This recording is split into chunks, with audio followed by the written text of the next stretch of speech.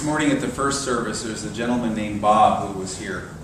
And he was here when I tried out for this church in 1987. And I recognized him the last time he was here. He lives down in Florida now, and he occasionally, every year or two, stops in for some reason because he has roots here. And I shared with him that my experience back in 1987 was something I never got over. Although I ended up accepting a position as an associate minister in the San Francisco Bay Area where I could be with my grandmother. She was about ready to go into hospice care, so I didn't know it at the time. I had the opportunity to experience this congregation, and one thing that you can say about this church, and you can say a lot of things about this church, but one thing you got to say about this church is there's a lot of love here. There was a lot of love here then. I talked to people who've been here at the beginning. There's always been a lot of love here. Remember what Jesus said to the woman who was caught in adultery, and everybody was going to throw stones at her, and he said, "Much has been forgiven you because you've loved much." You know, a lot of slack is cut for those who love. And we can make a lot of mistakes. We can have the wrong theology. We can have the wrong belief system. We can do all kinds of things and think all kinds of things. But if we have love in our hearts, it makes up for a whole heck of a lot, doesn't it? Yes. I think about the world religions that exist today. And these are man-made religions. And although it's hard for us to, accept it, well, my religion isn't a man-made religion. Yes, it is. The truths, the energy, the life at the very core of it may be spiritual, but the truth is that there is at the very center of every religion a spiritual core, in essence, that must be interpreted by human language and human means. And the human experience of religion is something that is enlivened and enlightened by divine light and love. And that love is really what makes the difference. My mentor when I was in graduate school, who advised me on my papers I was writing papers on meditation, biofeedback, and holistic health. And this was back in the 70s when these were new, kind of bizarre concepts. He was very open, he was very loving, he was so supportive of me. He taught the comparative religion classes in my college. He was an incredible man. But when he and I got down to it, I found out that he was an extreme fundamentalist. He'd been raised in a family, adopted by a family that was a farm family that was extremely conservative, and he still had that belief system. And as we got to know each other and got closer, I asked him, how do you reconcile the experience of your study of world religions and how you share with all people of all different faiths with your own personal faith?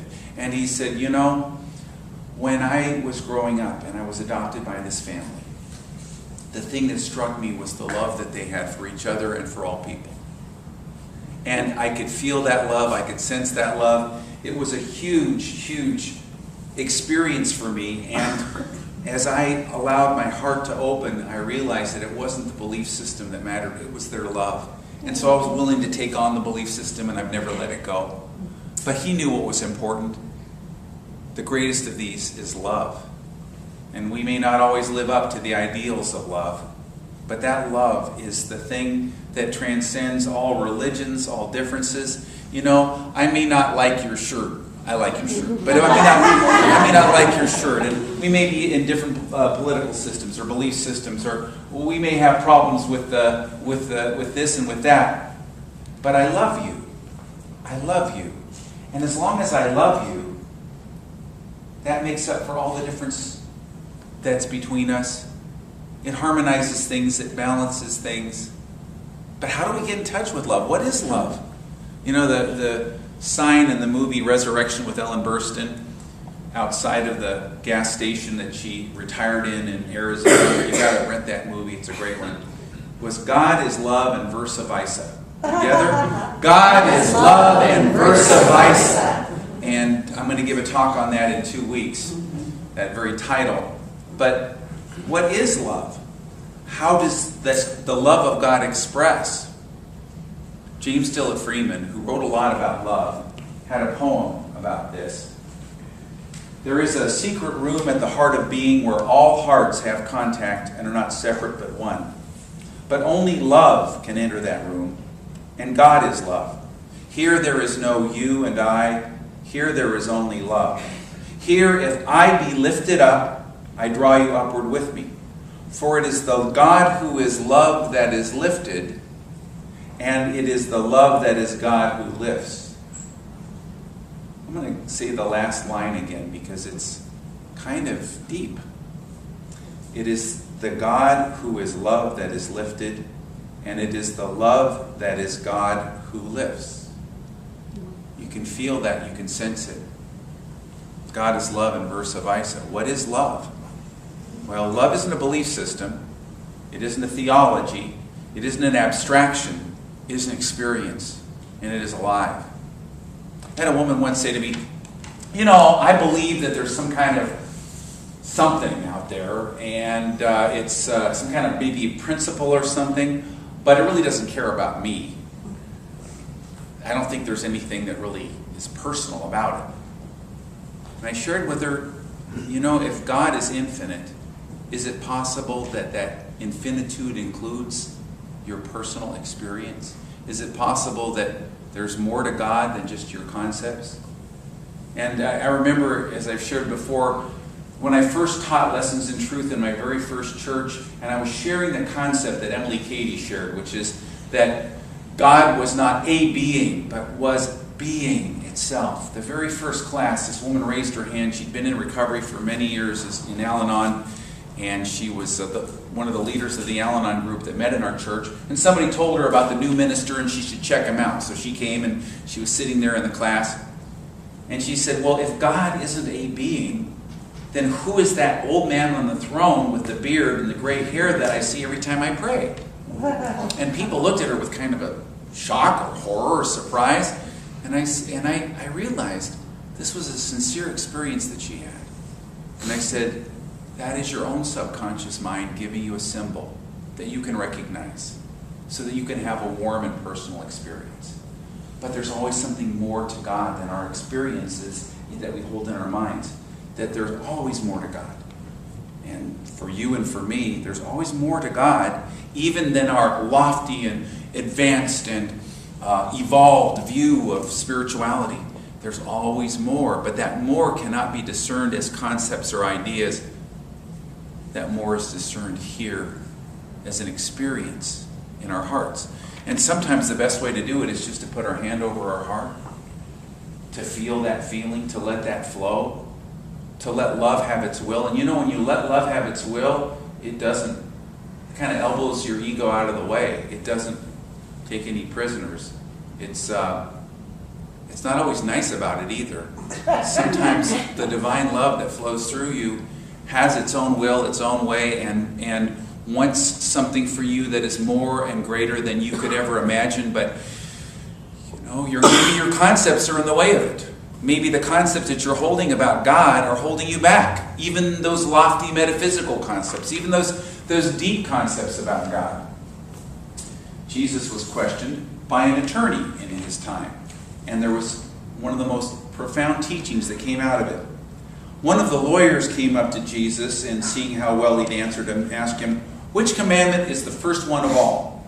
Jesus answered, the first is, listen, Israel, the Lord your God is one Lord, and you are to love the Lord your God with all your heart, with all your soul, all your thoughts, and all your strength. The second is this, you are to love your neighbor as yourself. There is no other commandment greater than these. And the lawyer said to him, Teacher, you say well and truly that God is one, there's no other besides God, and loving God with all your heart and understanding and strength and loving your neighbor as yourself is greater than burning all the offerings and sacrifices. And Jesus, seeing with what presence of mind this man answered, said to him, you are not far from the kingdom of God. You are not far from the kingdom of God. Not because of the content of what he says, but because of the presence of mind with which he said it. The concept was secondary. What was important was that he was speaking from the heart. There was a great Eastern master who didn't know anything about Christianity, and somebody read him from the Sermon on the Mount, and he said, that man must be a Buddha.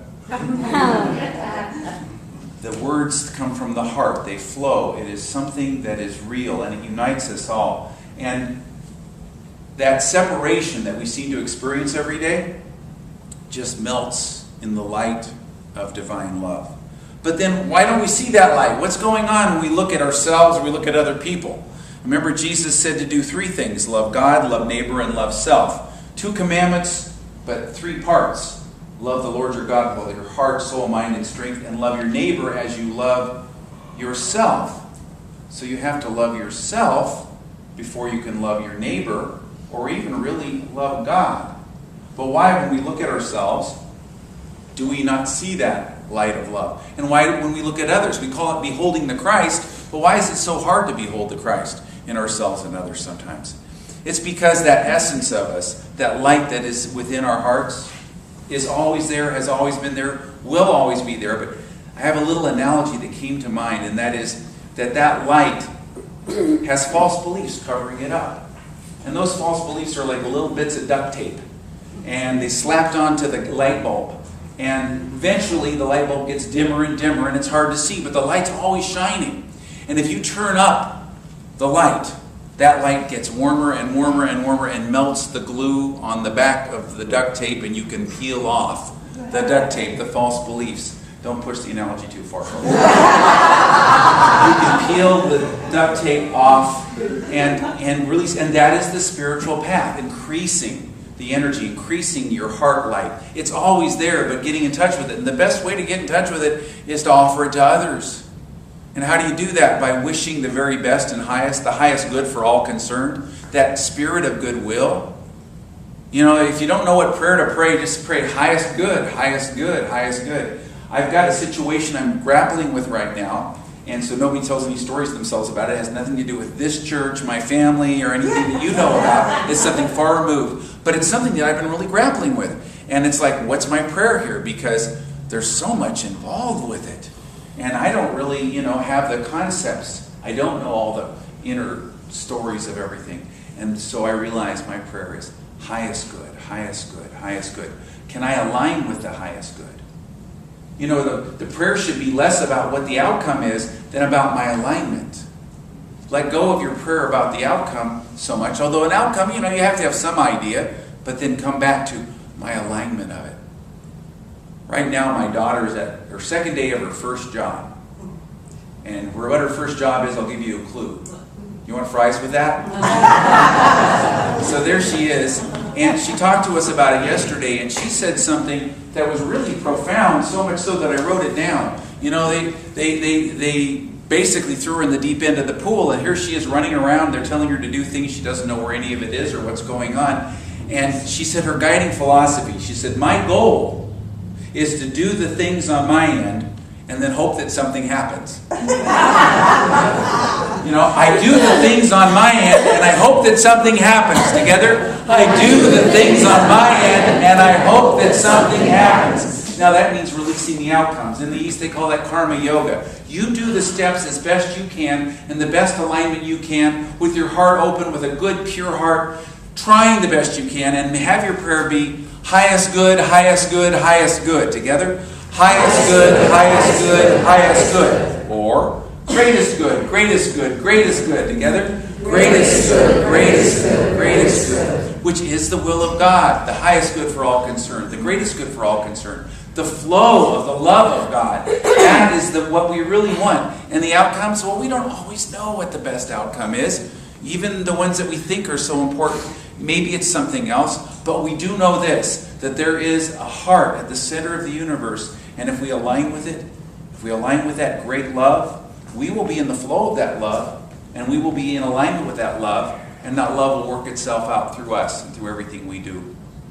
When Lynn and I got engaged, and I often share that story at the Bridge of Faith at Unity Village, and I asked her to marry me, and she heard the voice say yes now, and think about it later, and then then we had a prayer, and after I took 10 minutes to convince her I was serious about it, and so we held hands and were praying there, and it was a very warm, sunny day. And as we prayed, we both had this experience of the heart of God. The heart of God. I'd never really had that experience before. Catholics call it the Sacred Heart. Some Catholic saint had it mystical experience years ago, and others have had it. And the Buddhists call it the compassionate heart, the great compassionate heart. And what is that? The same heart. There is a heart at the center of us all. And so we made the focus of our devotions, moving forward in our marriage was that heart. And that heart, that great love, has moved us forward and carried us with it. We can get into the flow of that divine love. But that love expresses in 3 ways. Love the Lord your God, love your neighbor, and love yourself. How do you love God? How do you love God? Well, we have a name for that love of God. And that name is prayer. When we love God, we're praying. And here's one of my little nerd things, so you can check your cell phone or whatever you want to do. But I'm going to tell you about the University of Akron. And they did a study of prayer, and they tested the effect of certain types of prayer on people's psychology. And they found that what we call meditation, which for them was thinking about and feeling the presence or the idea of God. Just thinking about and feeling that, which is meditation. That led to greater experiences of peace of mind and general well-being. A greater sense of well-being. Now, chatting with God, which they call, which is talking with God, conversational prayer, gave a greater sense of happiness. Asking for things had a neutral effect, and reading rote prayers had a negative effect, actually. Now, I don't know what all the parameters were, but there's something about this that we can see. What it tells me is that if you want an experience of greater general peace of mind, a greater experience of well-being, meditate, but the word meditation scares people off, so think about and feel into the experience of God. For instance, you take your daily word magazine, and you take your devotional prayer, you take whatever, and you just kind of feel and think about it. Feel it. Feel into it. Move past thought. That's how I learned to meditate when I was a teenager. I'd take my dad's book, The Search for God by Edgar Cayce, and I would take a paragraph or a sentence, and I would just sit under the trees and I'd feel, what does that feel like? Not even what does it mean, because that's cognitive, but I would just feel. And that can be a gateway to an incredible experience of devotion. And almost everybody who says, I don't meditate, does that at some time. So that's one way. Another way is to chat with God, the conversational kind of prayer. They didn't talk about affirmations, which other studies have shown even have better effects than talking with God. And affirmations are very powerful. But chatting with God, and what is that? I've heard people say, well, that's a very primitive form of prayer. I remember when I taught the Youth of Unity about 15, 20 years ago, another minister got up and told them that you should never talk about your problems to God, because God doesn't want to hear about it. That you should only just kind of, I don't know what, hang out with God or something, maybe meditate, what I was talking about earlier. But don't ever share your problems with God. And several of the sponsors in the Youth of Unity came to me and said, the kids are upset, they're 15 years old, who are they going to talk to about their problems if they can't, at least talk to their higher power? And so I got up and I said, because this guy had said, and accurately so, he had said, if you had a friend and all you did is tell them your problems, they wouldn't be a friend. That's true, but if you had a friend and you never told them your problems, you also wouldn't be a friend. There's a time that you've got to let things out. You've got to, in the words of Dr. Ernest Wilson, the Unity minister, you need God with skin on. You need an understand, step-down version of God that you can relate with. It isn't that you're supposed to marinate in the negativity. It doesn't mean that you stay stuck in that negative state, but you share it, you talk about it, you let it out. You don't try to be so lofty that you can't process these things. Remember the time that Jesus was dealing with his disciples and he said, oh, you faithless and perverse generation, how long do I have to put up with you? He really said that. Remember the time that his family came to him and they were going to take him away? It's in Mark. They cut it out of Matthew and Luke that were written later. But Mark wrote about a time that Jesus' dysfunctional family, yes, St. Mary, St. James, St. Jude, dysfunctional family, came to him and said, you're insane, we're taking you away. You're delusional. And that's actually what it says. And he said, this is my family, pointing to his disciples. Of course, not all of them were always 100% stellar either. We all have to deal with these things, and Jesus had to deal with them too. And so what do? You let it out. That's why I talk about journaling. That's why I talk about forgiveness work. That's why I talk about taking the little pieces of duct tape off of your light bulb. You know, one way to do it, and we've got little pieces of paper out there on the table outside of Fellowship Hall, called the agitated energy process. It's on this question and answer sheet. And you discover, what's the feeling I'm feeling that's agitating me, that's upsetting me. Identify it, label it, write it down, and then write what false belief is causing this feeling. And then you write that down. Let it rise. And then let rise, what is the true belief that would calm me?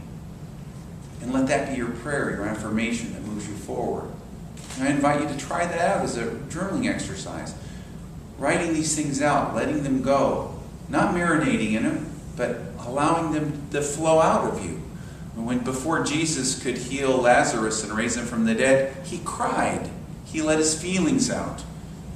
Before Jesus could go through the crucifixion, he cried and let his feelings out. You have to allow yourself. What did Carl Jung say? He said, not expressing your true feelings is a psychological misdemeanor. And you have to let your real feelings out without indulging them over much. So there's a balance point here, but letting these things express. You know, when Jesus talked about love of God, neighbor, and self, he was really talking about, first of all, loving yourself. You know, it's really true that we cannot love anyone unless we have a capacity of love for ourselves.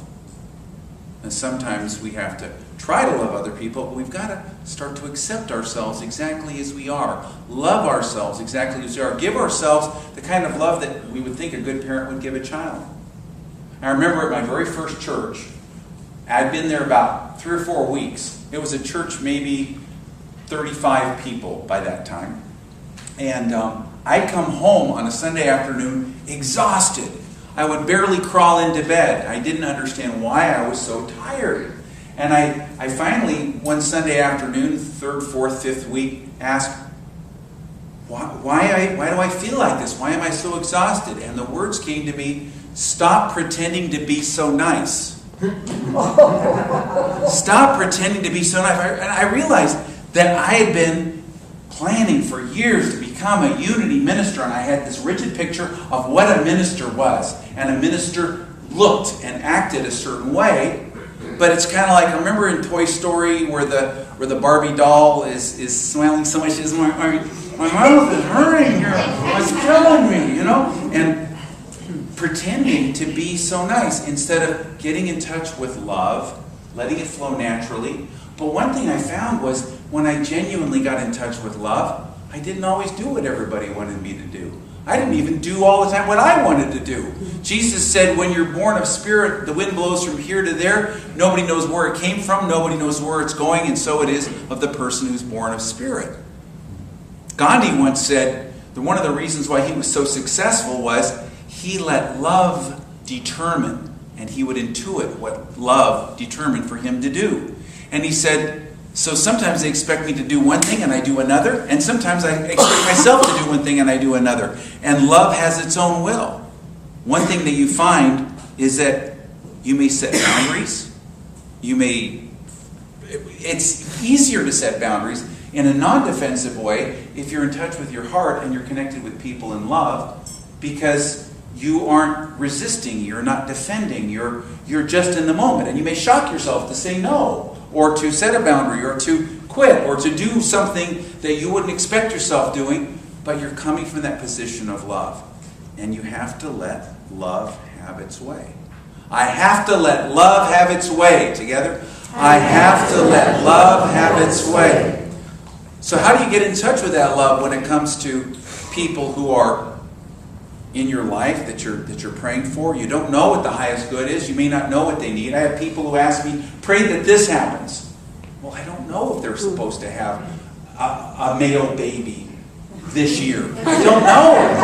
No, but it might be the right thing for them. But it might not be. It could be the worst thing in the world because there's something else for their soul. I don't know. I always say, well, I will pray for you. I don't contradict them. And then I always pray, greatest good, greatest good, greatest good. Together? Greatest good, greatest good, greatest good. That is that spirit of goodwill, that doing what's mine to do, as my daughter said, and then trusting that it's going to work out on the other end. Doing the work that's yours to do. And that's true for each one of us in terms of ourselves as well. Cutting ourselves some slack, letting ourselves be real, letting ourselves express who and what we are, and then giving space to the other people in our lives.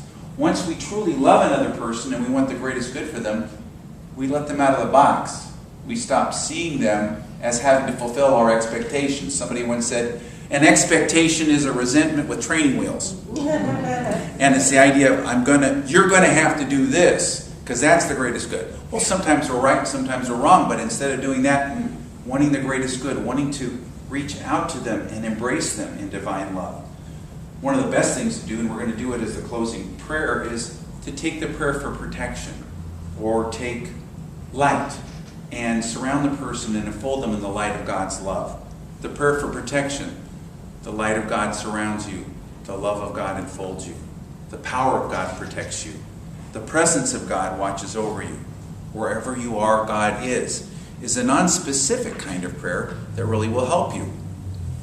I remember when I hitchhiked cross country in 1972, every car that picked me up, I would just visualize pink light coming down as a cone over the car.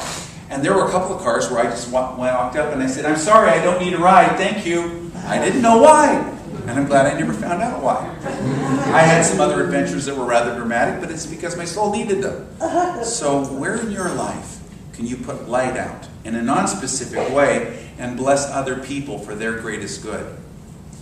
I've shared in recent weeks about a woman that is a Unity minister today, but the way she became a Unity minister is that she came in to me for counseling in our church. She was new there. She was a court reporter, and she'd sit there doing her note-taking, as court reporters do.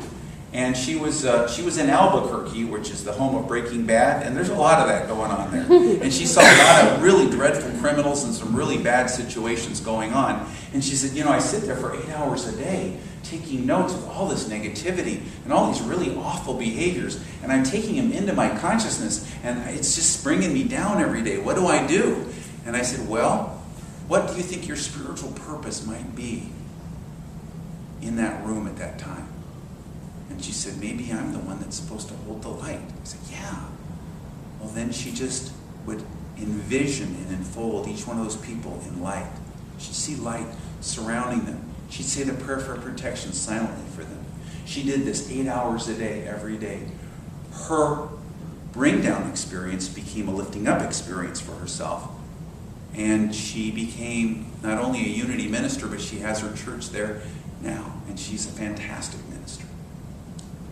What doors can you open in your life by being that voice of love, that expression of love, that divine love for other people? And letting go of the judgments that we hold of them. There's that joke about the Appalachian couple sitting on their porch, and one of them was gossiping about somebody, about how terrible they were or whatever, and the wife said, well, Jesus loves them. And the husband said, I'm not so sure about that. She says, no, Jesus loves them. Of course, he doesn't know them like we do.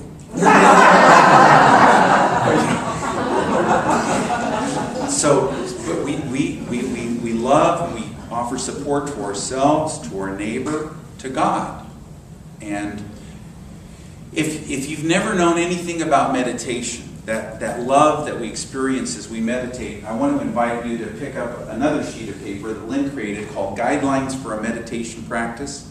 And it's all these steps about meditation. If you don't know anything about it, just kind of look at it, see if it might work, see if it speaks to you, if it moves you into a different consciousness. But we're going to take a little time here to meditate and pray, and to take this energy of divine love and of greatest good and to put it onto a situation. I've been struggling with a situation in my life, and I feel a great sense of peace and comfort and confidence about a situation that I don't know anything about the outcome. All I know is that my job is to align with the peace and the will of God, which is greatest good, highest good, and then let the outcome roll out, like my daughter says. So, just take a deep breath and let it out. Set aside your pieces of paper, the writing that you're doing, and just open yourself to your heart once again. Get in touch with your heart space. Feel that heart space. Become aware of it. And just to once again say, divine love now flows through my heart to each and every heart here. Divine love now flows through my heart to each and every heart here. And feel that light touching everyone else in this room. Flowing and knowing that they're feeling the same thing for you. And you can feel that unfolding love. Divine love now flows from my heart to each and every heart here. Take a moment to activate this awareness.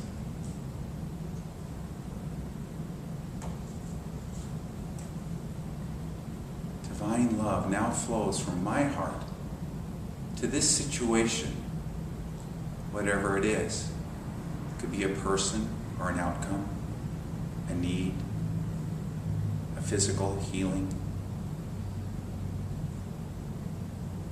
Divine love now flows from my heart to this situation. Greatest good, greatest good, greatest good. Highest good, highest good, highest good. The light of God surrounds you. The love of God enfolds you.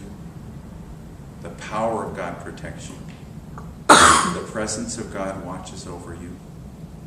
Wherever you are, God is. Take a moment to feel that divine love. When your mind wanders, bring it back to your heart.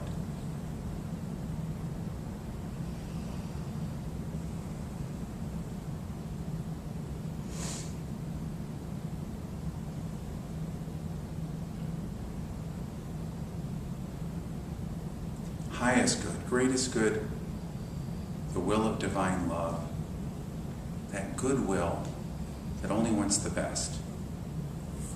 God, we want to align with that inner light in us and love ourselves so that we can love our neighbor and ultimately love you.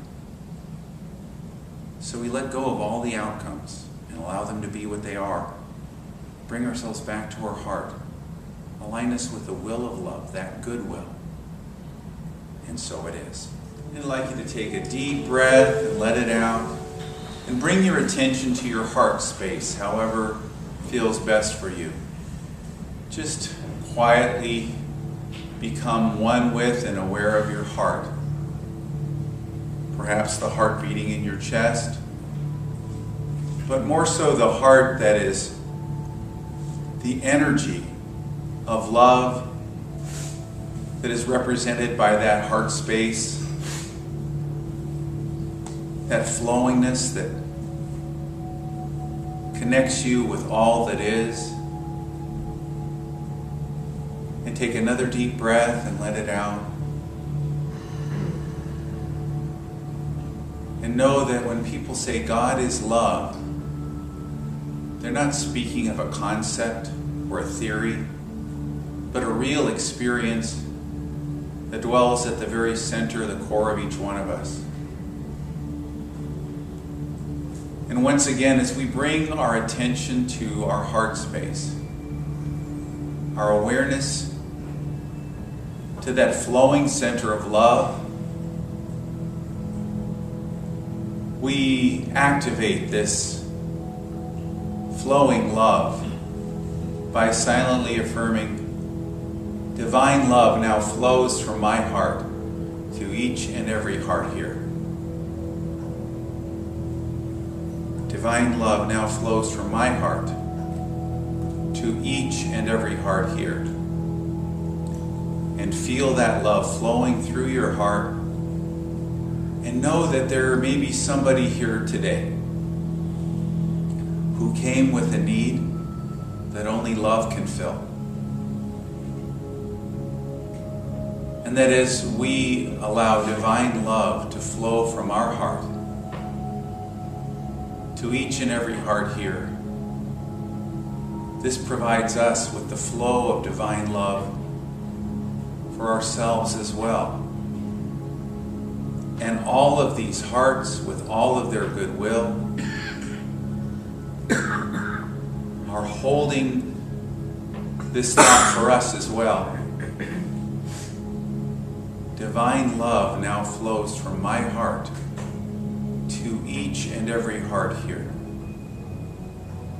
Feel this for a moment, and as you move into this time of silence,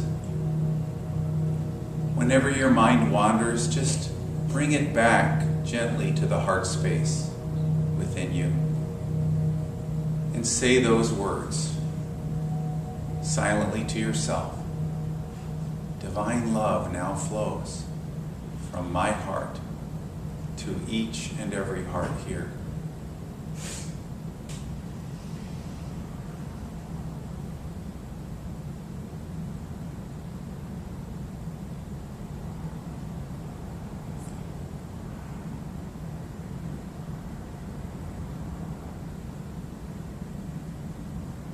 And now perhaps there is someone or something that may need divine love in your world.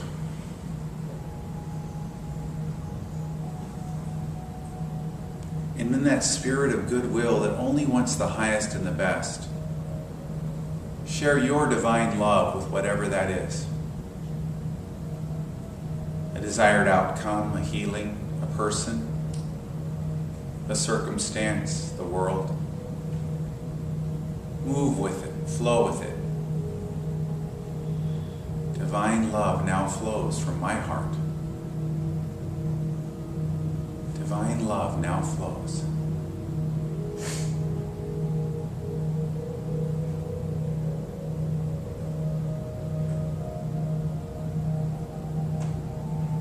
Thank you, God, for this space of love that opens up in our hearts and frees us in a new direction, in a new life, in a new light. And so it is.